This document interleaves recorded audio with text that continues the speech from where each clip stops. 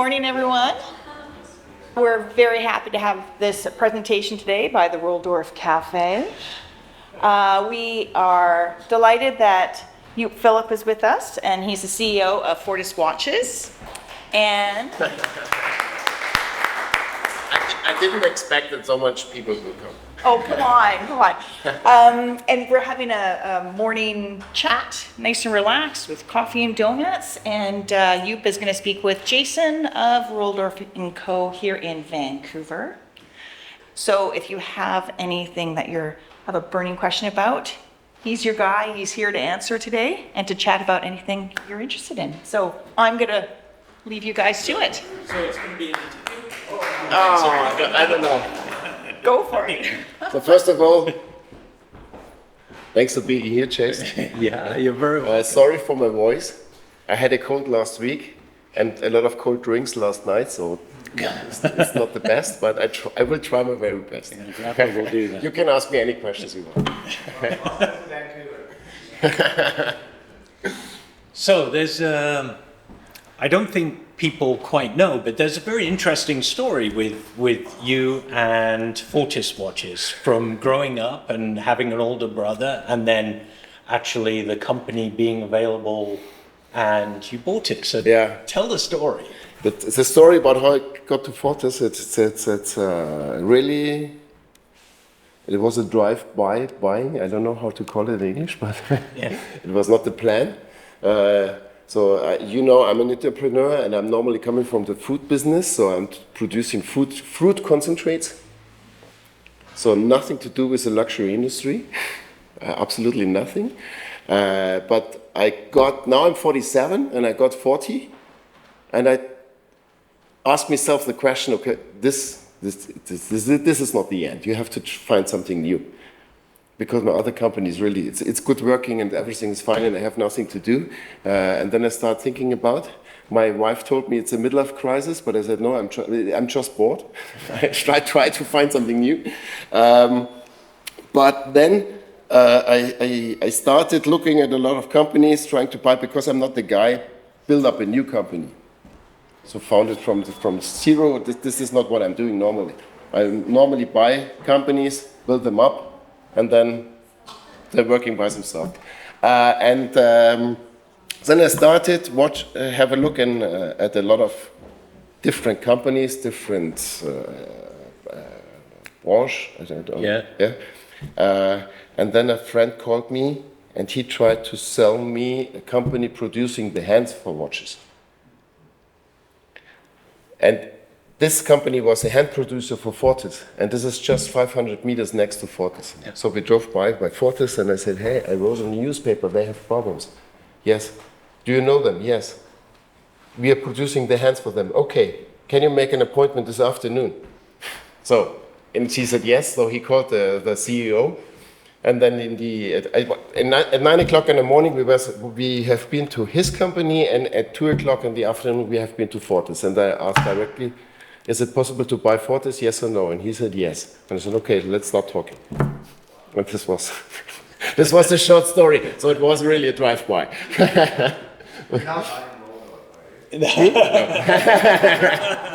No, at the end it was 6 months of negotiation.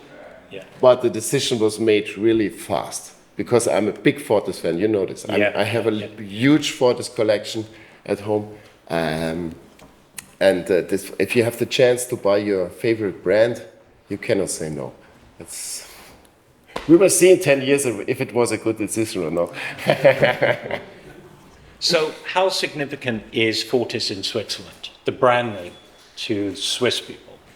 Definitely, we had also. It's not only Switzerland. It's the main market is Germany, Austria, and Switzerland.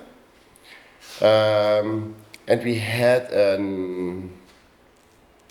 a questionnaire around in Germany with a big newspaper. Yeah. So when you ask all the clients, okay, and 52% know the name Fortis. Well, that's not too bad for such a small company we are at the end. So how did you actually come to be a Fortis fan? This is all about my brother. Yeah. Because I think everybody has the moment starting getting interested in mechanical watches, or I don't know how. I think the most people start with a Swatch. Yeah. When they're young. But then there's always one point you go into mechanical watches, especially for the price point. It's much higher, so I think it needs a little bit of time. And when I started getting interested in mechanical watches, or like everybody, you will ask a friend, you will ask your brother, what do you think, what is the best brand, what is the best product, get some informations from your friends. And for this was my brother, and he's a pilot. He's an engineer for aircraft, and he told me a real pilot wears a Fortis. I said, okay, let's have a look on Fortis. This is when I heard the first time the name Fortis. But I never had the pilot watches. I always had the Cosmonaut. So this was my first Fortis watch in 2004. Yeah, still with the Lemania movement. It was a titanium limited edition of the official Cosmonaut. I still have it. It's still working. Yeah. And when I bought the Fortis, this first thing I did, I brought my watch to the watchmaker and said, make a service, because I never did a service.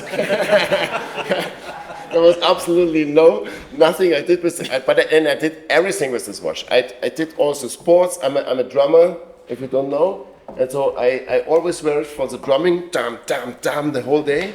And then I brought it to the watchmaker and said, hey, let's do a service. And he said, no, there's nothing. There's plus 2 seconds a day. There's nothing to do. Only change the gaskets and that's it. I said, okay, nice. So Fortis has a couple of notable things in their background. Yep. This controversy about Fortis and the first production automatic watch versus Rolex, saying that they had that. Yeah. The story behind that's quite impressive. Yeah, and it has an English twist to it, which is definitely really cool. So the first automatic wristwatch was I've always tried to find the English words, but the inventor of was John Harwood. Yeah. And he was from the Isle of Man, and he tried, but he was only an engineer. An engineer. Yeah. Yeah. And he tried to find a company producing these, and this was Fortis in 1926. So the first automatic wristwatch was produced by Fortis, and we are still producing in the same room. So we have the same building since 1912, when the company was founded, and we are still producing in the same rooms. We refurbished the whole building. It was a lot of work in an over 100-year-old building. Yeah. But we're still producing in the same room. So if anybody is in Switzerland, please visit us. We have always open doors. Give us a call, write an email. You can come alone, you can come with friends, no problem. Because I should show you the room. When I was there, you were still working on it. Yeah? Yeah. So now it's done. Yeah, now it's done. Okay, so everything. And we also have a museum now. It's not a museum, it's a wall. And I think around about 400 watches. Yeah. And and a bar, of course. That's the most important. Of course, that's why we have one too. Mm-hmm. So, and Fortis, because of that, the name of the street has been they changed John the name Harwood. of the street because of the history. Yeah. Grenchen is a small town. It's a watch town, yes, but it's a really unimportant town in Switzerland. So everybody's talking about Genève, Zurich, Basel, etc. But Grenchen it's the home of this watch group. Yeah. The production is. Yeah, the production is there. Yeah. Reitling, they're just 200 meters next to us. Yeah.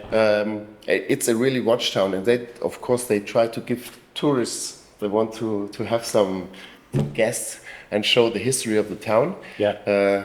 One time they called it the most ugliest town in Switzerland, and I think they're right. But the history of watchmaking is really incredible. Yeah.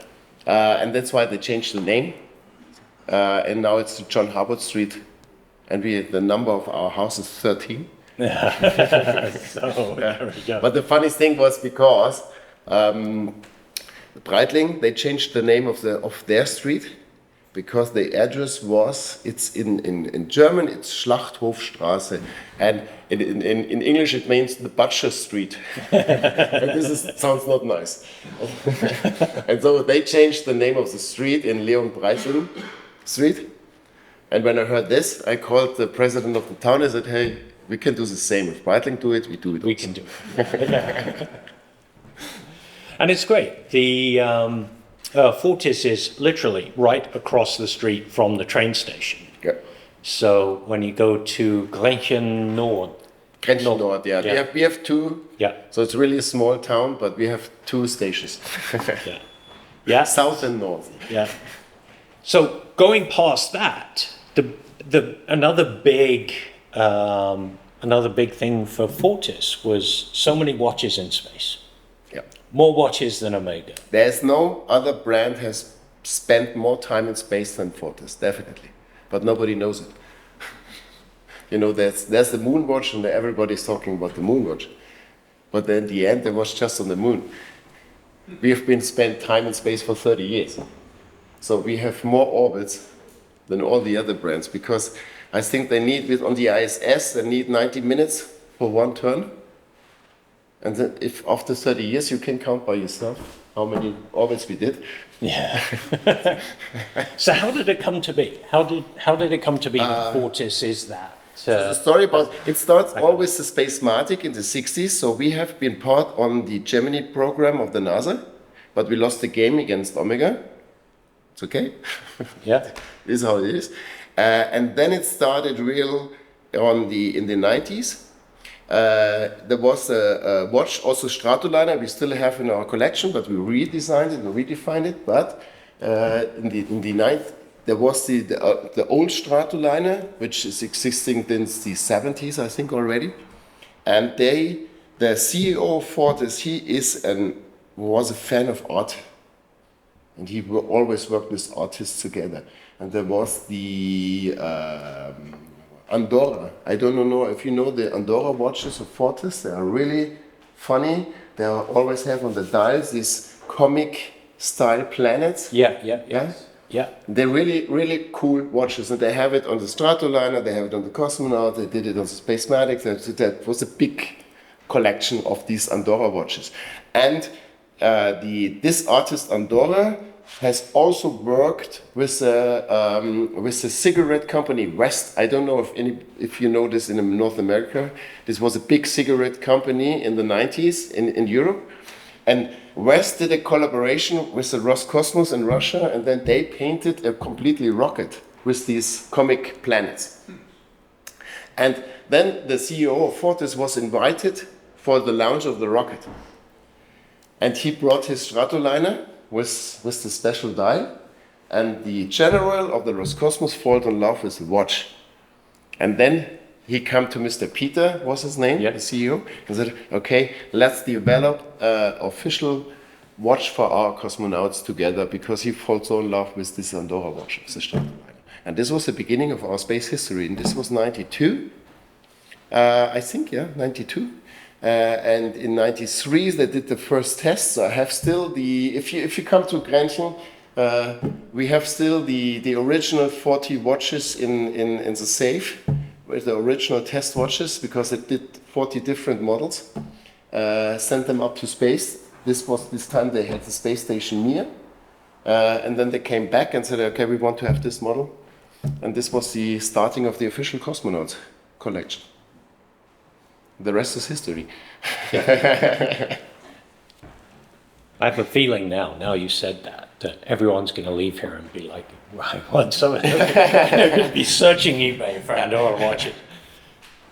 When you see them, it's very comical, very whimsical, but very cool at the same time. So it's definitely worth searching out, and if you can find one, buy one. For sure, because they were all limited editions too, I think. The Andorra watches have been all limited. Yes, definitely. Yeah. Definitely. So now you've taken over the company. Mm-hmm. It's a new lease of life for Fortis Watches. Yeah. you're back in the space game again. Yeah, we are. Tell us a little bit about that, and what your plans are with that. So how you got back in, and what the future is. Now, the first thing was, of course, as anybody can understand, we are not big fans of Russia, and we have been official partners of the Roscosmos, and this was the first thing I think we stopped. I think it was 2018. I bought the company, and then we tried to get in contact with them, and it was really complicated. And in 2019, I decided that we stop with Roscosmos. So, but this was clear that we need a new partner. And for me, this is clear that we are a European company. We have to work with the European Space Agency. But at the end, the state-owned companies are not always open for collaborations with brands or something like that. And then we get a call from Sweden, from the SSC. You can see that from this guy, Stefan Krem is his name. He's the CEO of the SSC in Sweden. But he is also a watch nerd. And his father was the head of the German service center of Rolex for 30 years. Ah, okay. And he grew up with watches. And he asked his dad, he wants to do a collaboration with a watch company or something like that. And his dad told him, call Fortis, because they are the space company. That's funny. So he called us and he said, hey, what do you think about testing watches in space again? Yes, of course. Okay. Then we go to Kiruna. It's a really, I don't know if you have ever been there. This is really a boring place to be. There's nothing. Right down in the middle of nowhere. Yeah, they have there's an iron mine. Yeah. The town had I think around about 30,000 people live there. It's the most northern town in Europe. There's one pub, that's all. And then there's the big rocket launch area. There are a lot of reindeers, nothing else. And then a big rocket launch area, I think they have 120 square kilometers of area. And there's all the testing in Europe. And this is much more interesting. Instead of working with the ESA, work with the companies doing the stuff. Yeah. Because in Europe, we do not have the same place like in North America, so there are not a lot of rocket launch areas. I think we only have 3, and the biggest one is in Sweden, and they do all the testing for the European Space Agency. So instead of working with ESA or like we do also with the Austrian Space Forum, work with the place, everybody has to go there. Because at the end, if the ESA do some testing, they have to go to Kiruna. So there are all the engineers. And they know really about space. And this is what we started then, a collaboration with them. And the idea was always to do real testing because nobody tested it. They have a lot of, so also in the past, when Fortis worked with the Roscosmos, or if Omega is working with the NASA, at the end they're producing a watch, send them, use it, yes, it works okay. But nobody tested it. So nobody did ever send watches for really testing it. Mm-hmm. It's just trial and error. And this is what we changed now. And this is what we did now on the movie, and especially in Kiruna. So first was the stratospheric test with the new movement, the Werk 17. Yeah. We had on this gondola and the balloon in the stratosphere. And last year it was the rocket launch where we sent the whole watch to space and back. So what interesting things did you uncover with the testing? What anomalies, it's always because of course there are a lot of secrets. I do not want to tell anybody because if you do testing and have some new knowledge and you tell everybody, the other companies will use it. This is not what I spent the money for. Yeah. But at the end, it's all about robustness. At the end, it has to work. You want to have a watch. It's working the whole day. You want to do anything you want. You want to do sport, I'm a drummer, so you have to hit it. Yeah. Yeah, it has to survive. So you have on the balloon, we had this different kind of temperatures. The first question we had on the balloon was, yes, there are minus 52 degrees, I think, up there. And yes, we had to test different kind of oils. Yep. Yeah. The problem is that, yes, there are Arctic oils Yes. on the market, but the problem is they're okay for cold temperatures, but they're not okay if you have 20 degrees. Yeah. So don't use it in your normally. If you go to the North Pole, yes, you can, but don't do it on in your normal lifetime. This was a question for us. Okay, what is the difference? Because there's in the stratosphere, there's absolutely no liquid in the air. It's completely dry. And the question is, does the temperature go into the watch if there's nothing, no liquid, or it's absolutely dry? So how does the cold come into? And there's also the sun. And the difference is, so if there's the sun, you have 80 degrees, and from the back you have minus 15. And then there was a question for us, okay, how does it has an impact? Or does it still work? And at the end, yes, it did. We tested different kind of oils. And at the end, the normal standard oil did work. Yeah. So there's no problem. And of course, it was a 3-hour journey and see, okay, how does it react? And at the end, I think 6 watches have been frozen. Yeah. But this was clear that this will happen, so everything was like we expected. What about vibrations from the rocket?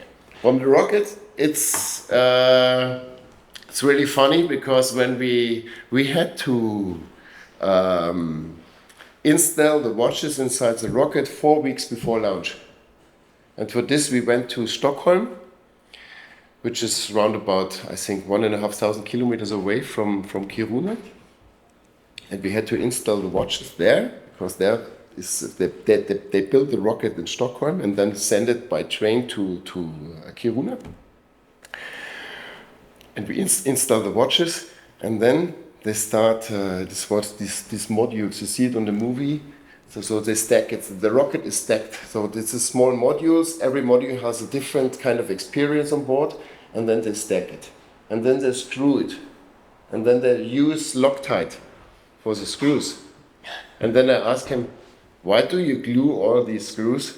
Yeah, because all the screws will be loose on board on the rocket launch if they are not screwed. And I said, you know that there is no glued screw in the watch. You have to be careful. Please think about, okay, didn't thought about, let's test. And then we had the testing on the vibrating machine, and also we really had no problem, nothing. It was surprising for me also. But the rocket was 12.9 G force. It has vertical and horizontal vibration at the same time. We had 6,700 kmh.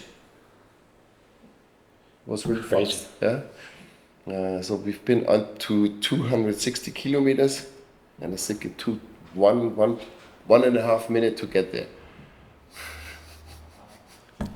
Which is pretty impressive, Yeah. right? When you think about it, no screws were loose. That means the assembly was great. Definitely. The assembly was great. But we checked the movements really a lot of times. It was not just the standard. We checked them and checked them and checked them. Yeah. Okay, so the future. What's the future of space and Fortis? The future is to be the first watch on Mars, I think. The Mars is the future. I do not know if we reach it, I don't know. But if you don't try it. Do you think you might have a watch on somebody on the moon? We are working on it. That's good. That's all. Now we have the next Mars analog mission in May. Yeah. There's also coming a model for this. So the new mission watch. If you heard about the Amadee collection, yeah. And the next one is coming in May. They are in Armenia for 4 weeks I think in March. March or April. This is the next mission, and this is the next development of our Mars watch. And as you know, the Novonaut will be the new Mars watch and the new space watch. Well, this is the legacy of the official cosmonauts collection. And there will be a special model especially for this mission in Armenia. I got to say, the Novonaut is an absolutely great name for the watch. You know, when I came to visit, and it was right at that time where there was the invasion from Russia, and you were physically worried about that name. Yeah, and I think you've chosen a fantastic name. Yeah, but this was also a quite fast decision because we had everything ready. The watch was developed, the dials have been already in production, and there was written official cosmonauts because, of course, you do not change the name. And then this fucking idiot started the war, and he said, "Wow, shit, it's not good. Let's change the name." And we wanted to go into production in 4 weeks after that. So we said, okay, oh man. And then there was starting discussion inside Fortis because it's not only by me, it's always a teamwork. And then there was one guy who said, no, you cannot change the name. This is an icon, you're not allowed. Then the marketing guys come and said, yes, we have to change. Cosmonaut is a Russian name, we're not allowed to use it. And we said, okay, so long story.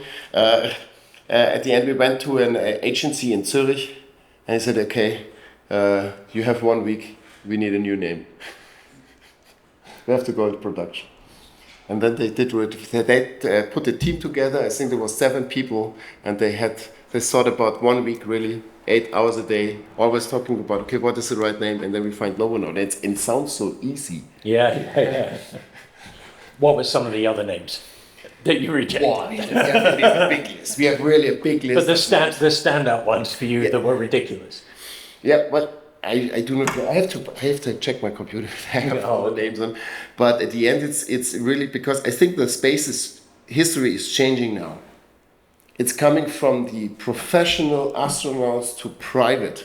I think yesterday there was the Axiom launch, the last time. Yeah. Because also the ISS will be history in 2030. I think they will destroy it, and then there will be the Axiom space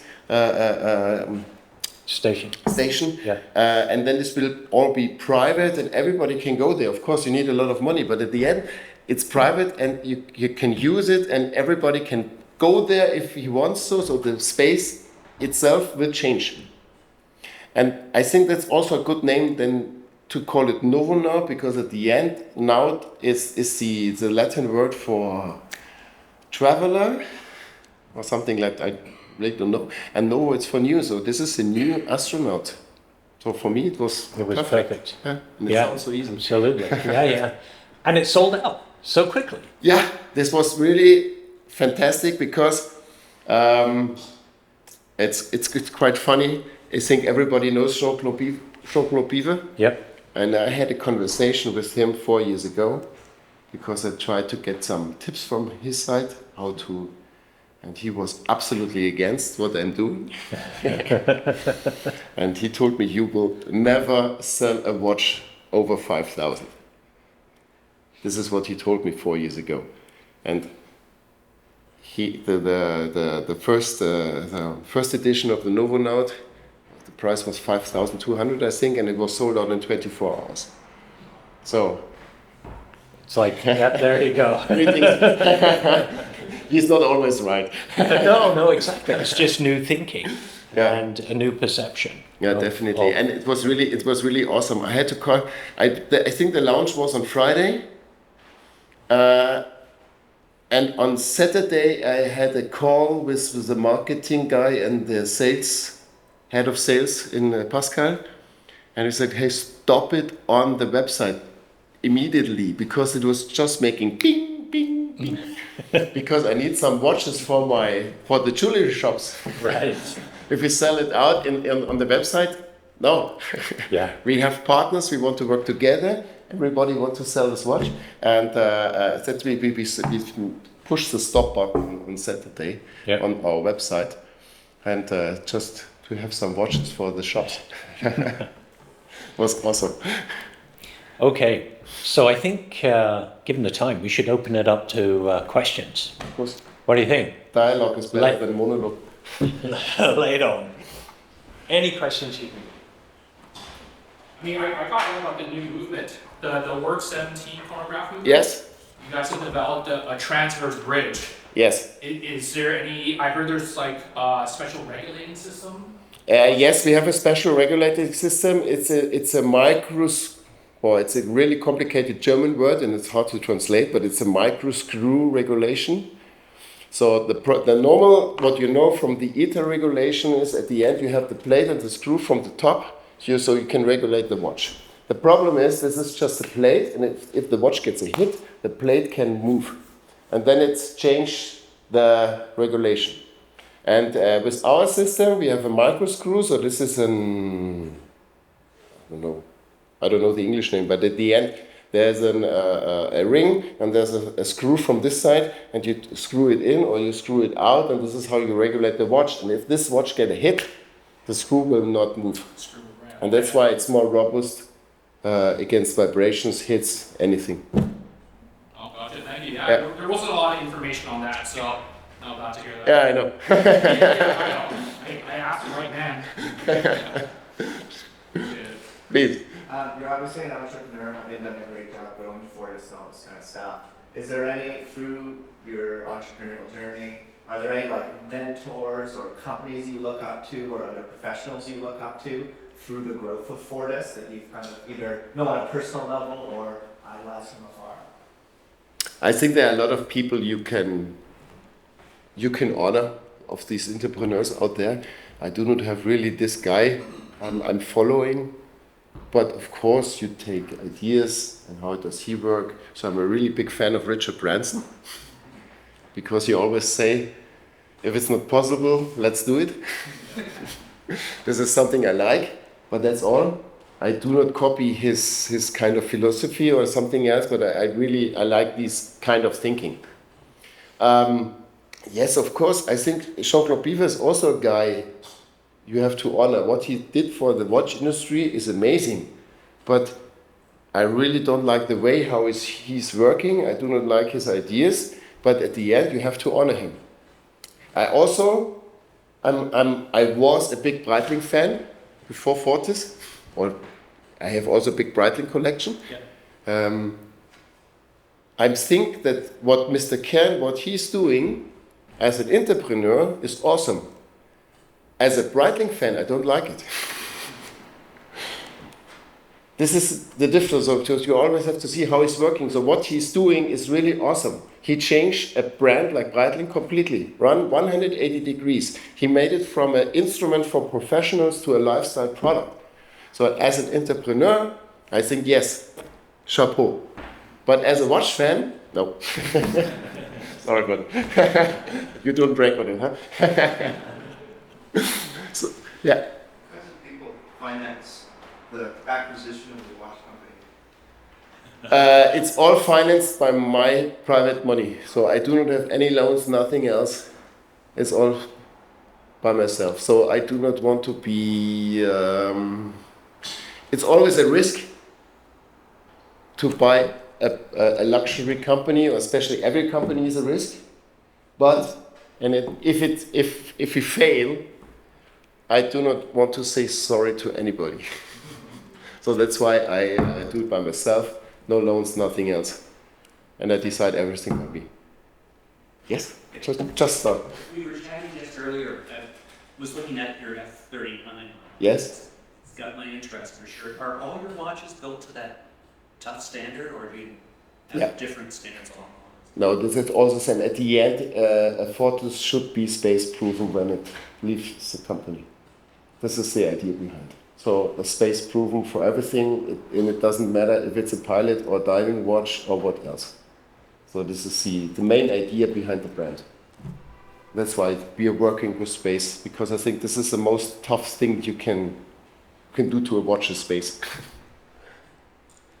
Long-time Fortis fan. I'm just curious your thoughts. I've always mentioned that you wanted to redefine the brand, and I think as it was going to 2017, there was some differentiation. Like there was too many malls. Like, Yeah, definitely. And things. So maybe just if you could, I'd like to hear your thoughts on why did you decide to redefine the brand and kind of maybe more focus it on. The problem of Fortis was, they had too much models, and it's a small company, and also the production side, you have to produce. If you produce too many variations, you will never earn money. And at the end, it is a company, and we have to earn money. And when I bought the company, there was two ways to go. The one way is, okay, let's produce cheaper and mass production. Or you produce higher quality, but then we have to increase the price. They sold watches of high quality for a low price.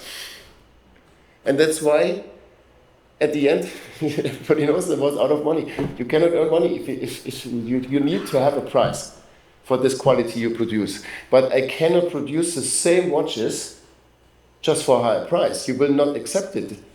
Huh? You have the Cosmo now. This was around about 3,000. I cannot increase the price to 4,000 without any change. And this is what we did. So we said, okay, higher quality. Yes, of course, and I think we are still cheap. If you compare it to other companies, they take around about 8,000 for a watch, which is absolutely more worse than our watches. I know this, especially for I said 100%. And so if the Novonaut is now around about, I think 5,000 or something, it's still cheap. It's not cheap, of course, but it's cheaper than all the other companies. So higher quality, and yes, increase the price a little bit. So at the end, we have a little gap and we can earn money. And this was the way to go. And this was also a team decision. So we discussed it. This was not only by me. So we have a team, we discussed and we said, okay, let's go this way. Because at the end, we want to wear our own watches and we do not want to have cheap ones. Explain the use of the Kenissi movement. The Kenissi movement? Yeah. Yeah, it's fun. It's also funny because this is also something they told me, no, it's not possible. You cannot buy Kenissi movement or work with Kenissi together. I don't know if you know the name Kenissi. So this is the movement producer of Tudor. So this belongs to the Rolex group. I'm not allowed to tell this.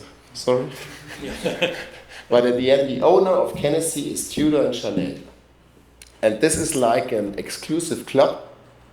Not everybody can work together with them. And at the moment, there's only, this is Tudor, this is Chanel, Breitling, but I think they stopped. I heard something about. There is Tag Heuer now. I think the Aqua Racer, they have a watch now with the Kenissi movement. And Bell & Ross is now. This is like a small exclusive club.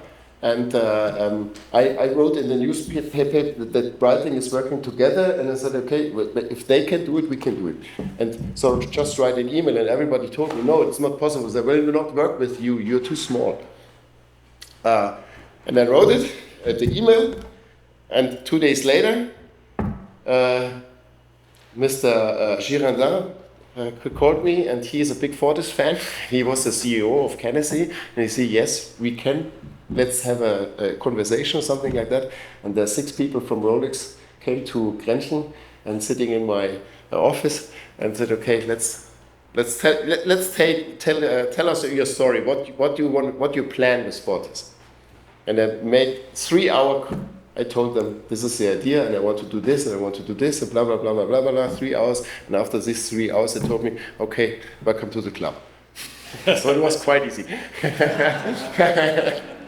So why did you want to do it in the first place? Why did you want to do that in the first place? Because this is the best movement you can get. Definitely. This is the best price and quality movement you can get on the market. 100%. There's nothing better. There you go. There you go. All right. Anyone else have any questions? That's it. So let's have one coffee more. Yeah, exactly. Thank you. Thank you very much.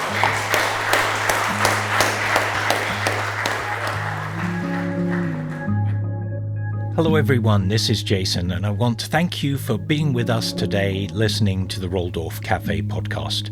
You can hear more of our shows and when they're released on Instagram and our website. We cover many topics about watches, the industry, and the brands we're most passionate about.